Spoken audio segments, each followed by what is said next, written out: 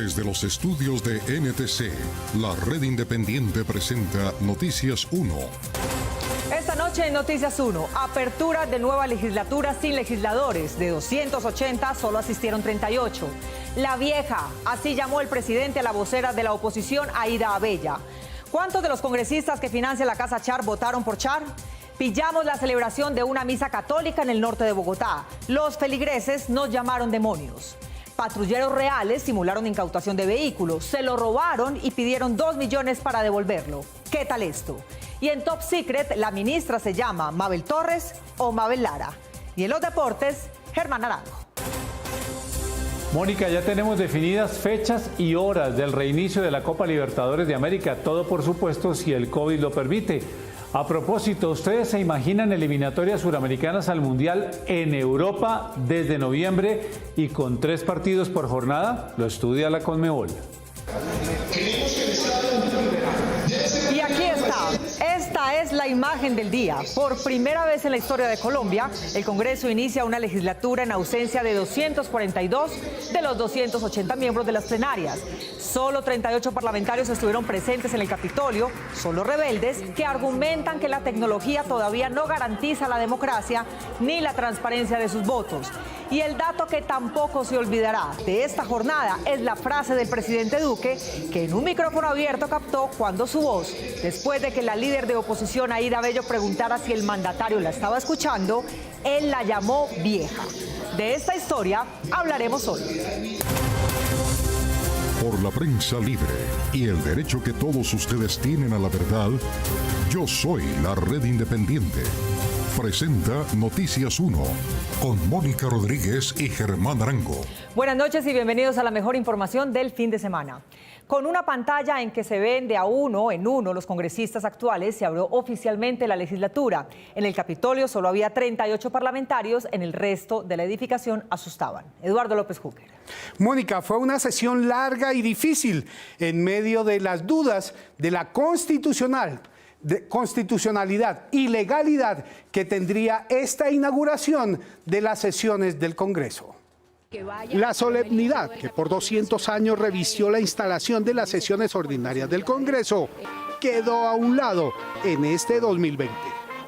Colombia debe invertir en ciencia y tecnología al menos el 2% de su Producto Interno Bruto. Por primera vez en la historia del país, el Congreso en pleno no acudió al Salón Elíptico del Capitolio Nacional para escuchar el discurso del presidente sobre el estado de la nación. Todo, hasta la rendición de cuentas del primer mandatario, ocurrió en el ciberespacio. Esta instalación virtual, primera en la historia, es en sí misma una ruptura con las formas a las que estamos acostumbrados y refleja la nueva realidad que vivimos. Cerca de 30 senadores y representantes de la oposición y uno que otro gobiernista llegaron hasta el Capitolio. Pero la prensa no pudo registrar el hecho porque la policía no permitió su acceso a la Plaza de Bolívar. Después del discurso presidencial, el de la oposición y el del saliente presidente del Senado, la polémica virtual apareció en la elección de las mesas directivas. Desde ese momento, señor presidente, usted aparece en su programa diario al estilo de un reality show. La virtual elección de Arturo Char, que estaba cantada, se corroboró en la ciberurna, en la que cada senador depositó el sufragio electrónico. La oposición insistió en que la instalación virtual del Congreso es ilegal e inconstitucional y que, en consecuencia, todo lo registrado este 20 de julio carece de validez. El grupo de los congresistas rebeldes, que llegó a 38 miembros, se presentó en el Capitolio y expresó con su presencia su inconformidad por la extraña sesión de hoy. Juan Fernando Barona. Mónica, quienes estuvieron en el Congreso eran miembros de varios partidos, no solo de la oposición, pero en cambio todos se caracterizan por su independencia del gobierno. Menos de 50 senadores y representantes a la Cámara, en su mayoría de la oposición, de los 280 que componen el Congreso, asistieron hoy al Capitolio para la instalación de la nueva legislatura, que fue iniciada por el presidente saliente Lidio García de manera virtual y con problemas de conexión. Después de más de 10 minutos de retraso se dio el llamado a la lista. Casualmente, los congresistas que estaban presentes en el Capitolio con las medidas de bioseguridad fueron los que tuvieron mayores problemas a la hora de responder el llamado. Presente de verdad, presente. Iván Cepeda Castro, presente desde el recinto del Capitolio, señor secretario. Desde el Salón Elíptico, dándole la cara al país y cumpliendo mi deber constitucional. Catherine Miranda, presente.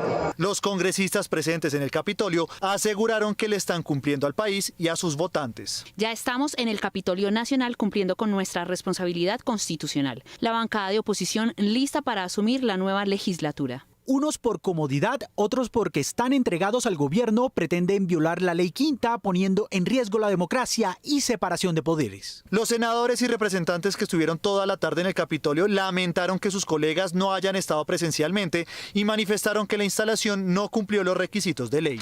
La instalación del Congreso, inconstitucional e ilegal, pone en duda todo el trabajo de aquí en adelante. Para los congresistas presentes en el Capitolio, los senadores y representantes que no fueron no tienen excusa. Y precisamente frente a su ausencia en el discurso de réplica que reglamenta el estatuto de la oposición, un micrófono abierto le hizo una nueva jugadita al presidente Duque. A las 5:10 de la tarde, la oposición tomó la palabra para ejercer su derecho a la réplica luego de que el presidente Iván Duque diera su discurso. En esta oportunidad lo hizo la senadora de la UP Coalición Decentes, Aida Bella, quien inició su intervención preguntando si Duque estaba presente. No vemos al presidente, no sabemos qué se ha hecho. En fin, parece que no está. La representante Catherine Miranda, quien también estaba físicamente en el Capitolio, reveló que mientras la senadora Abella daba su discurso, en la plataforma Zoom, la cámara del usuario de Presidencia de la República estaba apagada. Mientras la senadora Abella da su discurso.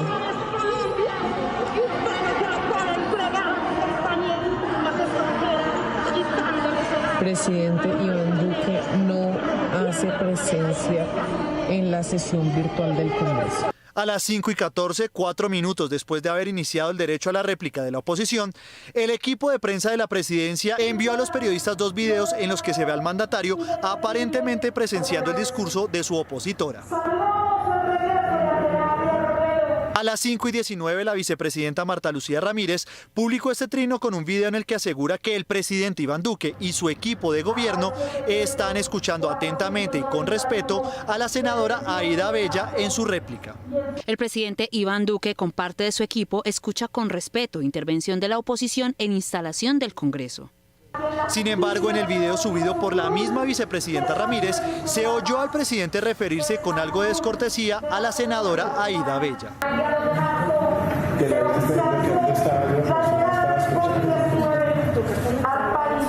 Duque dijo esto ante su esposa María Juliana Ruiz, que estaba a su lado.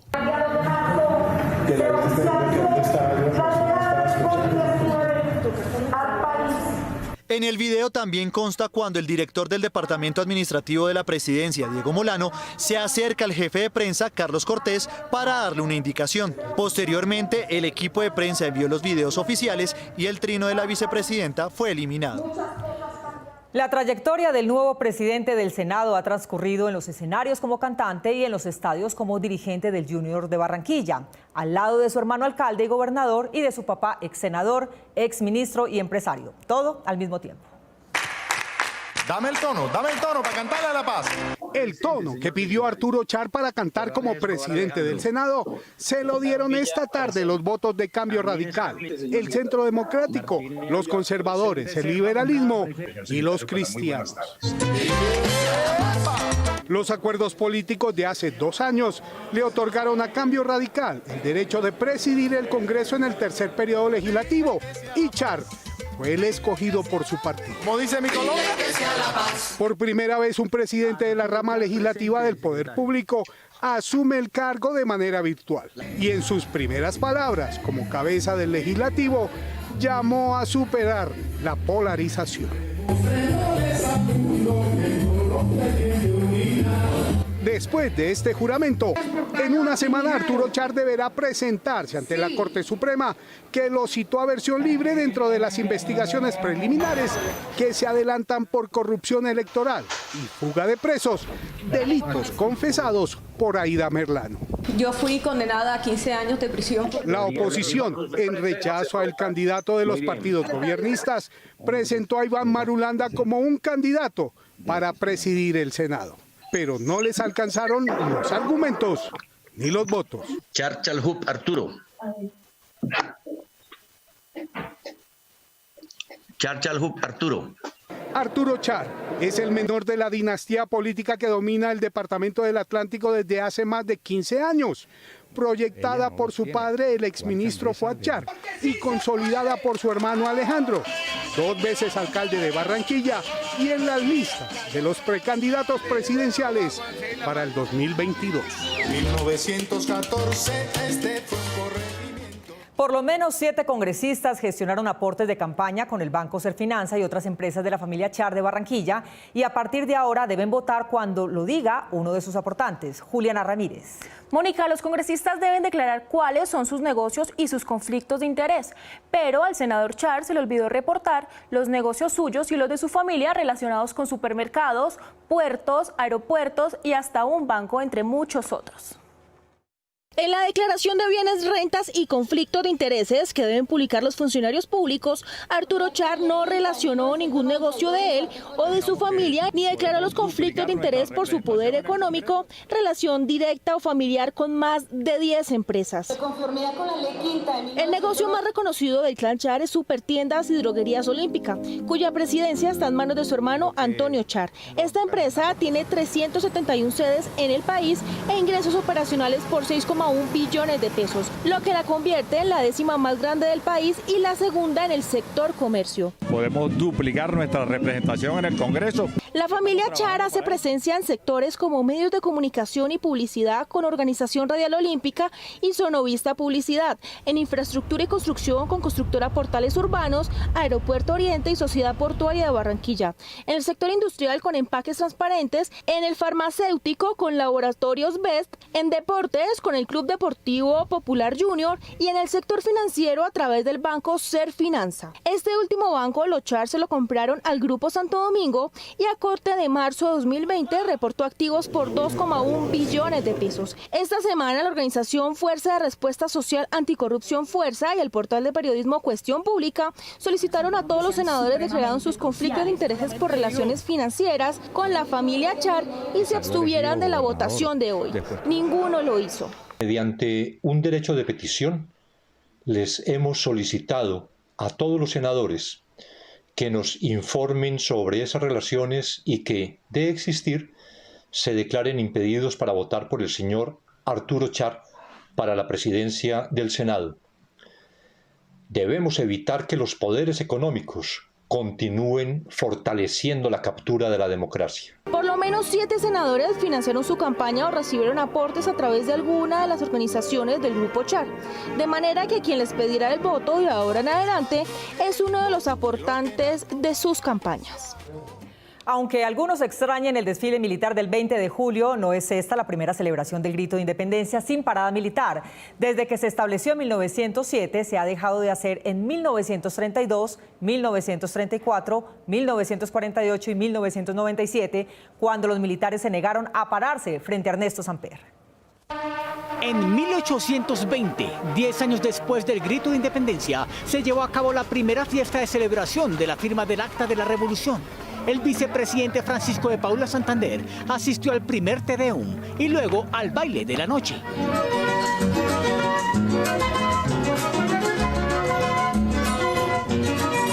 Pero solo hasta 1907, durante el gobierno del presidente Rafael Reyes Prieto, se realizó el primer desfile del 20 de julio. En esa oportunidad fue solo con los recién ingresados a la nueva Escuela Militar de Cadetes. Dos de los desfiles del 20 de julio más recordados fueron el de 1954, encabezado por el general Gustavo Rojas Pinilla como presidente de la República, y el de 1957, en el que la Junta Militar fue seguida paso a paso por el camarógrafo del noticiero Colombia al Día. La revista aérea, como acto de especial relieve, tuvo el interés esmerado Y así fue el año pasado.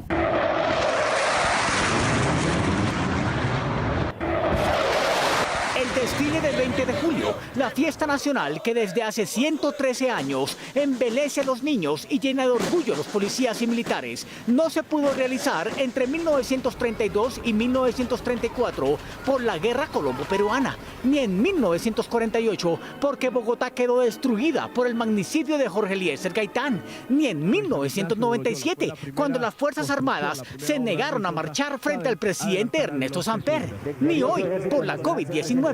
Solicito su autorización para dar inicio a los actos conmemorativos con ocasión de los 210 años del Grito de Independencia. Hoy, en la conmemoración de los 210 años de la independencia de Colombia, no se vieron los 10.000 imponentes hombres y mujeres de las Fuerzas Armadas, sino los 40 asistentes a la Plaza de Armas de la Casa de Nariño. El juez que se negó a recibir un soborno del senador Eduardo Pulgar declaró durante 2 horas ante los magistrados investigadores y ahora es testigo protegido. Desde que él conoce el expediente, Guillermo Gómez le ha seguido los pasos al caso. Guillermo. Mónica, el primero en conocer las piezas procesales después de Pulgar fue un administrador de empresas que gerencia una de investigaciones forenses que ha trabajado, entre otros, para el abogado Jaime Granados. Después de que el senador Eduardo Pulgar, a la salida de la Corte Suprema, respondiera 5 preguntas a Noticias 1. ¿Y usted no es el que habla entonces en la grabación donde está el juez? Vamos a esperar que la Corte me pregunte, no usted. Gracias, mi hermano. Se subió a la camioneta. Cuando esperaba el cambio de semáforo en la carrera 15 con calle 94 en Bogotá, un policía pidió identificación. El que se baja es uno de los escoltas de Pulgar. Al decirle que dentro del vehículo iba un senador, pudo seguir. Pulgar se bajó de la camioneta en la calle 103 con carrera 15. Aquí se le ve revisando con otro hombre las copias del expediente en su contra por su aparente propósito de sobornar a un juez. La persona que estaba con Pulgar es el administrador de empresas Carlos Fernando Salazar, quien aprieta en su pecho los folios del expediente mientras Pulgar, al ser alertado por un escolta sobre la presencia de Noticias 1, se sube a la camioneta y se va. Pulgar aún no le ha dicho a la Corte Suprema quién será su abogado, pero su acompañante Carlos Salazar, quien registra como gerente de una empresa de investigación, trabajó para el abogado Jaime Granados. Contemplemos. Este noticiero supo que el encartado senador Pulgar envió el miércoles 15 de julio a las 6 de la mañana un oficio a la Corte Suprema solicitando aplazar hasta el 27 de julio los testimonios del juez, el excónsul en Polonia Luis Fernando Acosta Osío y del exalcalde de Usiacurí, Ronald Padilla, los 3 con información de los hechos del soborno que investiga la Corte. Yo soy respetuoso de la Corte. La Corte no admitió su petición, pero sí se vio en dificultades para escuchar a los testigos. Con generación de empleo, lo buscaron en 2 direcciones y no fue localizado. Acosta Osío, a quien el senador Pulgar al parecer quería favorecer sobornando al juez, presentó una excusa en la que decía que tenía programada la prueba de COVID y no podía asistir. Pero cuando se dio cuenta que afuera de su casa estaba la policía, no le quedó otra opción que comparecer. El juez, que según se oye en el audio no permitió ser sobornado, tuvo temor de declarar ante la Corte y presentó excusa médica. Ese hecho obligó a que la Corte ordenara conducirlo con policía hasta donde estaban los investigadores. El juez fue incluido en el programa de protección a víctimas y testigos, luego de responder durante 2 horas las preguntas del magistrado que deberá decidir el futuro judicial del senador Pulgar. El Vaticano ordenó cancelar la celebración presencial de misas y en Semana Santa la celebró por los 300 sacerdotes que hasta entonces habían muerto contagiados en misa. Pero violando las prevenciones del contagio, en Bogotá se celebró una. Víctor Ballestas. Mónica, ellos tampoco saben que buena parte de las cifras dramáticas de Italia y España se iniciaron en celebraciones religiosas que también han sido canceladas por las demás religiones. Por el contrario, creen que como unos tienen derecho a trotar, ellos tienen derecho a profesar su fe. Noticias 1 fue ayer al Templo Católico San Juan Bosco en el norte de Bogotá para verificar denuncias ciudadanas según las cuales ahí estaban celebrándose misas presenciales desde hace unas 3 semanas.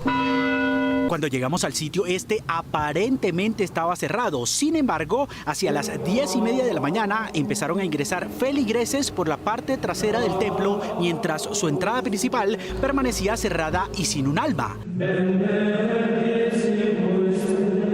Sin intercambiar palabra con nadie, un portero abría y cerraba el ingreso del parqueadero de la iglesia de la calle 170 cada vez que un vehículo se acercaba. Así pudo entrar el vehículo del equipo de Noticias 1. También entraban libremente personas a pie, algunas sin tapaboca ni otro elemento de protección. En esta puerta sí encontramos un tapete limpiasuelas y un dispensador de gel. Subimos hasta entrar al ala derecha del templo. La misa, que inició a las 11 de la mañana y que no era transmitida, fue presidida por el párroco del templo, Rubén Darío Jaramillo Duque, quien no usó nunca tapabocas, anteojos, careta o guantes. Los creyentes tenemos que tener el derecho de profesar nuestra fe. Consultado el párroco Jaramillo, a quien encontramos hablando con varias personas, nuevamente sin distanciamiento social y sin tapabocas, se sorprende con la presencia de la cámara de Noticias 1. Padre, lo que pasa es que las misas están prohibidas. Sí, yo lo entiendo, sí. ¿Está primero la religión que la salud? No, está la vida por encima de todo, sí. ¿Hace cuánto hace esta misa, padre? No, esta semana. Sin embargo, pudimos comprobar con algunos testigos que se están celebrando desde el 5 de julio. ¿Prohibió un ateo? Si no están de acuerdo, debieron pararse allá en el atrio y haber dicho: estamos doblando rodilla por el país. Claudio López había explicado por qué no era viable la apertura de las iglesias. Lo de las iglesias es insólito. Es una decisión que no tiene el menor sentido epidemiológico. Es peor que el día sin IVA, 500 veces. Horas después de que nos hubiéramos retirado, el fanático uribista Samuel Ángel calificó a Noticias 1 y a sus periodistas de criminales y terroristas. Cometieron un acto delincuencial, criminal. Las autoridades eclesiásticas, entre estas la Conferencia Episcopal consultada sobre este hecho, coincidieron en manifestar su desacuerdo y molestia con el riesgo a la vida del sacerdote, su comunidad, sus feligreses y las familias de todos los anteriores con este tipo de situaciones. Un grupo de políticos del Valle del Cauca del partido de gobierno rechaza la postura crítica del arzobispo de Cali, Monseñor Darío Monsalve, sobre la forma en la que el gobierno ha conducido la implementación de los acuerdos de paz. Carolina Rodríguez. Mónica, no obstante a que los políticos califican su postura como no católica, el arzobispo recibió una llamada del Papa donde le ratifica su posición, que para los defensores de la paz no está alejada de la realidad. Congresistas del Centro Democrático consideran que la actitud de Monseñor Darío de Jesús Monsalve no es positiva para la Iglesia Católica y que él falta a la verdad y enaltece posturas izquierdistas. Él falta a la verdad porque la realidad es que el proceso de paz hizo que tuviéramos 200.000 hectáreas de coca, que hoy esos narcotraficantes están matando a la mayoría de los líderes sociales en las comunidades. La realidad es que con el arzobispo ha sido difícil en todo sentido. Y vuelvo e insisto, no tengo nada en contra de la iglesia, respeto las instituciones, respeto su actuar, pero me parece que en este caso sus afirmaciones son irresponsables, cargadas de ideología y politizadas. El Vaticano respaldó la posición del obispo, que también mereció la protesta de la dirigencia conservadora del Valle. Este tipo de situaciones que además afectan las relaciones entre el Estado colombiano y el Estado del Vaticano, pues sean revisadas y estudiadas, porque no estamos para permitir que se generen daños a la imagen de la institucionalidad que está respondiendo adecuadamente a los compromisos de los acuerdos que se firmaron en La Habana. El senador de oposición Roy Barreras agradeció el apoyo del Vaticano al obispo y considera que lo dicho por él guarda relación con la actualidad del proceso de paz. 2 sacerdotes, amigos de la paz, defensores de la vida, recibieron feroces ataques de la extrema derecha: el padre Francisco de Rub y Monseñor Darío de Jesús Monsalve. Gracias al Vaticano por haber respaldado al arzobispo de Cali. Los congresistas oficialistas insisten en que Monsalve debe ser una guía para la comunidad y con sus afirmaciones la aleja de lo que ellos creen que debe ser un religioso. Busca deslegitimar la institucionalidad, deslegitimar la policía, el ejército, la presidencia de la República, el gobierno nacional en general. Fuera de cámaras, Monseñor Darío de Jesús Monsalve manifestó que recibió una llamada de la Santa Sede donde le mostraron apoyo y respaldo por sus declaraciones. El temor universal en la pandemia es que el pico máximo de infectados llegue luego de la saturación de los servicios hospitalarios, de manera que no pueda haber atención para todos. Colombia está cerca de ese punto en algunas regiones, pero aún hay opción de trasladar pacientes. Aunque según las cifras oficiales, hoy en Colombia la disponibilidad de las unidades de cuidados intensivos se ubica en 33%, las asimetrías en algunas regiones son alarmantes. Según el Observatorio de Salud de Bogotá, de las 1.342 camas UCI disponibles hoy en la capital para pacientes COVID-19, 1.230 están ocupadas, que equivalen al 91,7%. Esto significa que a la fecha hay 112 camas disponibles en un escenario con 54 hospitales con UCI habilitadas para COVID-19, de los cuales 30 tienen ocupación del 100%, 19 están en alerta roja con una capacidad mínima, 3 están al 50% y solo 2 tienen una disponibilidad favorable. En Medellín el panorama es similar. Según datos de la alcaldía, solo quedan 103 camas UCI disponibles. 582 camas están ocupadas en medio de la pandemia, 197 con pacientes con coronavirus, 73 con pacientes con infecciones respiratorias agudas y 312 por otras patologías, cifras con las que la ocupación llega al 85%. En Cali solo quedan 104 camas UCI, que ya tienen una ocupación del 86,1%. La ciudad atiende a algunos pacientes de Cauca, el Pacífico colombiano y el eje cafetero. La ocupación de UCI en Barranquilla es del 73%, luego de haber alcanzado el 90%. Hoy la ciudad tiene más de 600 UCI en su red. Otra región con cifras alarmantes en su capacidad hospitalaria es Córdoba y su capital Montería. De acuerdo con las autoridades del departamento, se disponen de 259 camas. Sin embargo, el 81,8% de estas ya están ocupadas. Montería presenta una criticidad del 80% en camas de UCI, cifra que nos preocupa enormemente.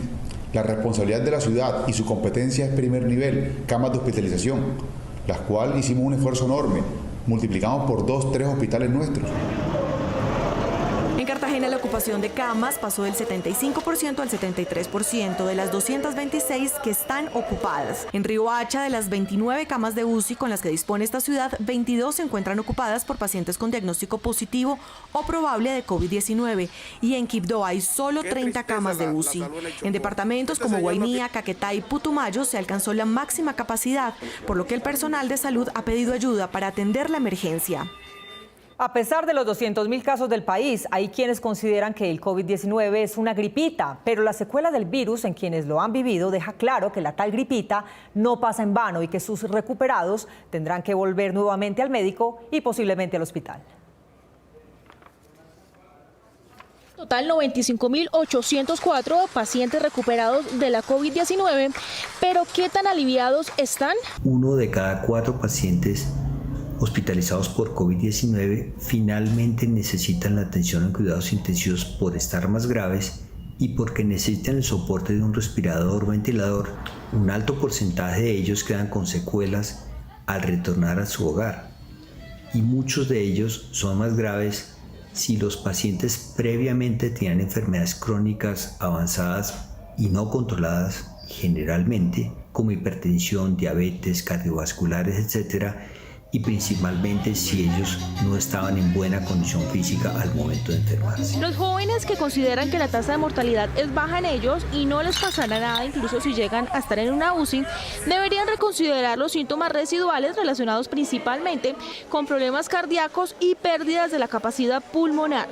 Estas secuelas se han denominado el síndrome postcuidados intensivos, que engloban aquellas condiciones físicas respiratorias asociadas al daño y las cicatrices que quedan en el pulmón después de la neumonía, como el ahogo, la tos seca persistente.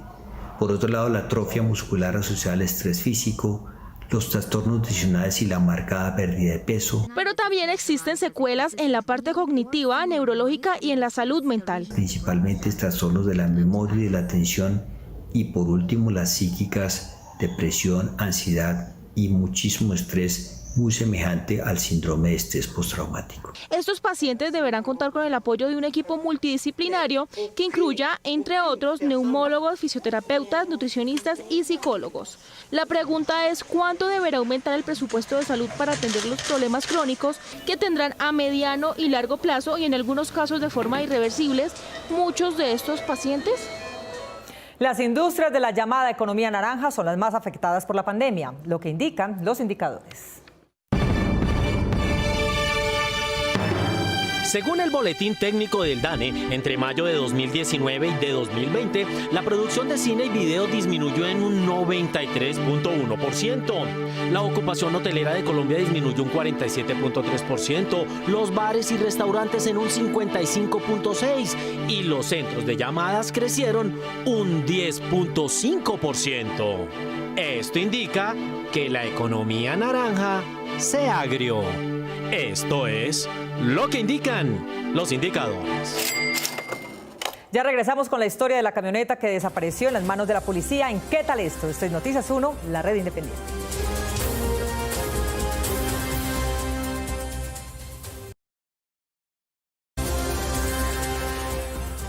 Desde que inició la pandemia hace más de 6 meses se esperaba la noticia de su vacuna y esta semana se vinieron en cascada las nuevas, con una desarrollada en Estados Unidos y otra en Gran Bretaña. Dayana Cruz.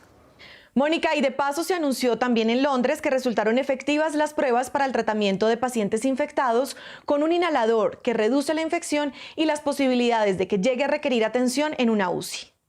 Los resultados del ensayo de fase 1 y 2 publicados hoy en la revista científica The Lancet indicaron que la vacuna de la Universidad de Oxford contra el coronavirus es segura y tiene respuestas inmunológicas. De acuerdo con el centro académico, la vacuna provocó una respuesta de células T, es decir, glóbulos blancos que pueden atacar a las células infectadas con el virus SARS-CoV-2 y una respuesta de anticuerpos dentro de los siguientes 28 días que puede neutralizar el virus. El sistema inmunitario tiene 2 formas de encontrar y atacar los patógenos, las respuestas de anticuerpos y células T. Esta vacuna tiene la intención de inducir ambos, por lo que puede atacar al virus cuando está circulando en el cuerpo, así como atacar a las células infectadas. El ensayo incluyó a 1.077 personas de entre 18 y 55 años sin antecedentes de COVID-19 y tuvo lugar en 5 hospitales del Reino Unido desde finales de abril hasta finales de mayo. Los investigadores dijeron que la vacuna causó efectos colaterales leves y que la fórmula está hecha a base de un virus genéticamente fabricado que ocasiona el resfriado común en chimpancés. La Universidad de Oxford y su aliada en este estudio, la farmacéutica británica AstraZeneca, ya comenzaron una última fase con decenas de miles de personas para certificar que la vacuna efectivamente es la cura para el coronavirus. El proyecto inició ensayos en Reino Unido, Brasil y Sudáfrica. Entre tanto, la compañía farmacéutica estadounidense Moderna anunció que iniciará la tercera y última etapa de pruebas el próximo 27 de julio de una posible vacuna contra el coronavirus que ya tuvo resultados positivos en sus primeros ensayos al producir anticuerpos contra el virus. Estas pruebas incluirán adultos mayores y otras personas con condiciones preexistentes, es decir, quienes han representado la mayor cantidad de decesos como consecuencia del nuevo coronavirus. Colpensiones contestó las preguntas que recogimos entre pensionados sobre cómo cobrar y resolver los problemas de la mesada durante la pandemia. ¿Cómo hacer trámites digitales con los adultos mayores teniendo en cuenta que muchos tienen dificultad para usar la tecnología? Entendemos que para muchas personas mayores pues no crecieron con esta facilidad de la economía digital. Nosotros pues disponemos de nuestra línea de atención, también una mesa de ayuda para las personas que necesiten algún tipo de apoyo para utilizar nuestros canales electrónicos, nuestros canales digitales. En realidad los trámites en Colpensiones no se han detenido durante esta emergencia. Durante la pandemia me trasladé de ciudad. ¿Cómo hago para cobrar mi mesada? No, la jurisdicción de las pensiones es en todo Colombia, a lo largo y ancho del país. Por lo tanto, a nivel de cobro de pensiones, no importa donde usted esté, si tiene una cuenta bancaria, lo puede hacer en cualquier parte del país. ¿Por qué algunos pensionados le quitaron la prima del mes de junio? Antes se pagaban 14 mesadas y pues dado por todas las exigencias también financieras que esto, pues y tensiones y presiones fiscales que tenía este pago, fue reducido a 13 mesadas al año. ¿Quiénes quedaron con la mesada de mitad de año? Todos esos pensionados que antes del 31 de julio del 2011 tenían una pensión por debajo de 3 salarios mínimos mensuales legales vigentes. ¿Cómo una persona que está en el exterior puede sacar la pensión por sobrevivencia en este momento? Puede enviar un formato, no tiene necesidad de autenticarlo, pero puede enviarnos un formato autorizando a un tercero para que lo haga, también haciendo pues por medio de un apoderado. El chofer de una camioneta la vio por última vez cuando 2 policías la montaron a una grúa diciéndole que se la llevaban por un embargo, pero no había tal embargo, ni existían los tales patios a la que los policías le dijeron que se la llevarían. Solo cuando Noticias 1 preguntó por el tema, aparecieron indicios del paradero del carro y de la investigación a los involucrados en su desaparición.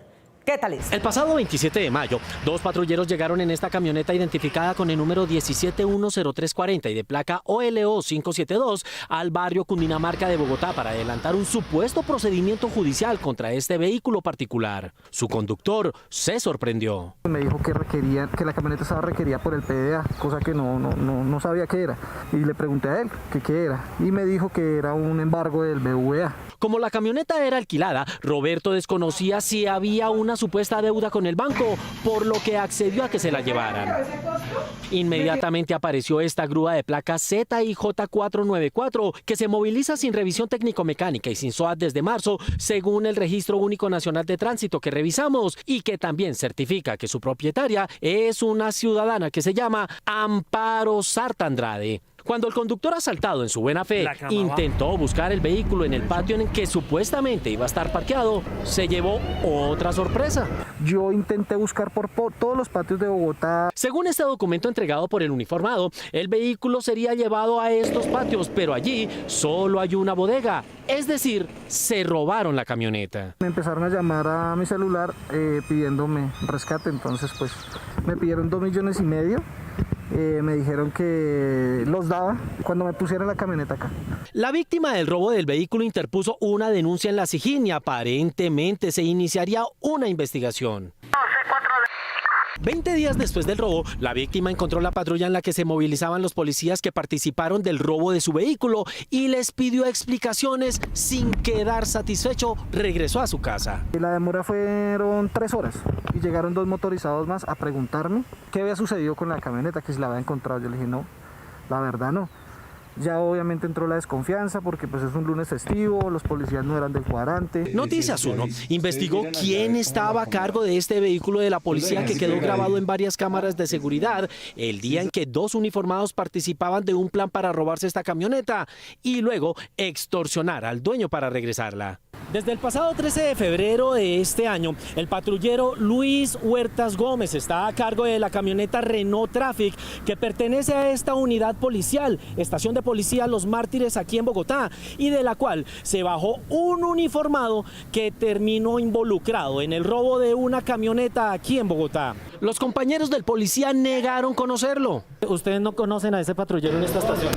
Justo después de que Noticias 1 preguntara por el patrullero Huertas en la estación de policía Los Mártires, los delincuentes se comunicaron con la víctima y en la llamada apareció el patrullero Luis Huertas Gómez. El hijo de puta dijo que ya está en Soacha buscando que lo tienen, el carro lo tienen para Soacha. Le digo, no, realmente está en ese piro carro para la estación, o no sé, yo ahorita le cuadro donde tienen que entregar ese piro carro. En la llamada el patrullero asegura que el coronel Forero, comandante de la estación Los Mártires, sabía del caso. La policía ya inició una investigación. A esta persona, aparentemente víctima de esta situación irregular, es que se abren todos los canales relacionados con investigación disciplinaria y también el alcance penal que pueda tener esta denuncia. La policía agregó que en las últimas semanas han sido capturados por lo menos 10 uniformados por estar vinculados a diferentes delitos, lo que demuestra cero tolerancia con los policías corruptos. El presidente Duque y su confusión de Mabeles. Llegó el momento de Top Secret, la vida secreta de los famosos. Un lapsus, o como se dice más corrientemente, una equivocación, sufrió el presidente Duque en una de las alocuciones diarias que hace por televisión para informar sobre cifras y medidas oficiales tomadas con ocasión de la pandemia. Y antes de darle la palabra al ministro José Manuel Restrepo, quiero que a través de la voz de la ministra Mabel Lara, todos ustedes, Mabel Torres, ustedes puedan aplicar a este programa. Como se sabe, Mabel Gisela Torres es una bióloga de la Universidad del Valle, nombrada por el mandatario como ministra de Ciencia, Tecnología e Innovación en diciembre del 2019, es decir, hace pocos meses. Los hongos, en cualquiera de sus presentaciones. Su nombramiento produjo polémica en la comunidad científica, cuando El Espectador publicó un artículo en que revelaba que ella impulsó una bebida que había elaborado a partir del hongo Ganoderma y otros extractos de frutas del Pacífico y de la cual afirmó que tenía propiedades para combatir el cáncer, sin pruebas ni bases serias. El reportaje sobre el divorcio, en palabras de ella misma, de la ministra de Ciencia Mabel Torres, con el método científico en el desarrollo de una bebida. Pero al presidente se le deslizó otro apellido cuando se iba a referir a su ministra. Quiero que a través de la voz de la ministra Mabel Lara, todos ustedes, Mabel Torres. Hoy en Noticias 1, esta es nuestra imagen del día. Buenas noches, les tenemos las mejores noticias del fin de semana e iniciamos los... Mabel Lara es conocida en todo el país porque es la presentadora de noticias más galardonada del oficio. Ay, llegó el momento. Gracias. Hace poco, ella se despidió de Noticias 1 después de 3 años de ser nuestra presentadora. Gracias por elegir la independencia. Buenas noches.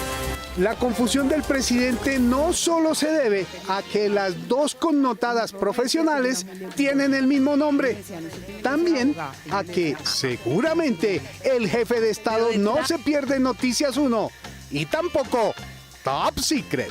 Menos mal que no tiene una ministra que se llame Mónica. Siempre, gracias por elegir la independencia. Da América contesta el ferro del presidente venezolano Nicolás Maduro. A partir del momento en que el barranquillero Alex Saab fue capturado en Cabo Verde para ser extraditado a Estados Unidos como lavador de los presuntos dineros ilícitos del presidente venezolano Nicolás Maduro, las agencias de inteligencia de varios países están revisando sus expedientes. Saab estaba siendo investigado por agentes colombianos y norteamericanos desde 2008, cuando se incautaron en Cartagena 400 toneladas de alimentos dañados que iban hacia Venezuela para ser repartidos entre la población más pobre del vecino país. El barranquillero manejaba ese programa oficial. Alex Saab, o alegado testa de ferro do presidente Nicolás Maduro. Saab se escapó del país antes de ser capturado y no se sabía en dónde estaba. Pero cuando Interpol lo encontró en Cabo Verde, la justicia de Estados Unidos solicitó su entrega y sus agencias reactivaron sus pesquisas. Calumnias e infamias y hay un interés oscuro. Para sorpresa de quienes obligaron al general Juan Carlos Buitrago a renunciar al servicio activo de la policía hace 6 meses, siendo el director de la Policía Fiscal y Aduanera Polfa, que le seguía los pasos a Saab, el oficial en retiro recibió la invitación de las agencias federales para declarar en Nueva York y Miami sobre el amigo de Maduro. Junto con las colombianas Policía Aduanera, Polfa y Unidad de Información y Análisis Financiero UIAF, las agencias norteamericanas que más han reunido datos sobre Saab y sus cómplices colombianos y venezolanos son DEA, ICE, FBI e IRS. Se desconoce si Buitrago aceptará viajar a Estados Unidos, pero no sería extraño que quisiera ir a rendir testimonio contra el barranquillero por cuya investigación probablemente fue retirado de la institución policial. Estén pendientes. Volveremos con más confidenciales de Ataque en Top Secret. Verano tropical. Las ballenas jorobadas vienen a cantar frente a las costas del Pacífico colombiano. Un espectáculo realmente maravilloso e imperdible.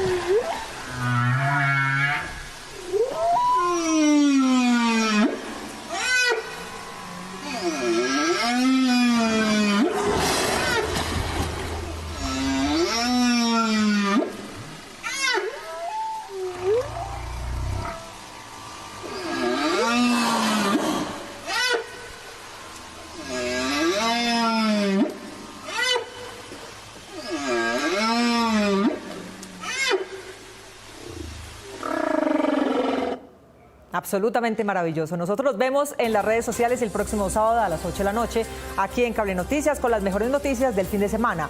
A ustedes, como siempre, gracias por elegir la independencia. Feliz noche.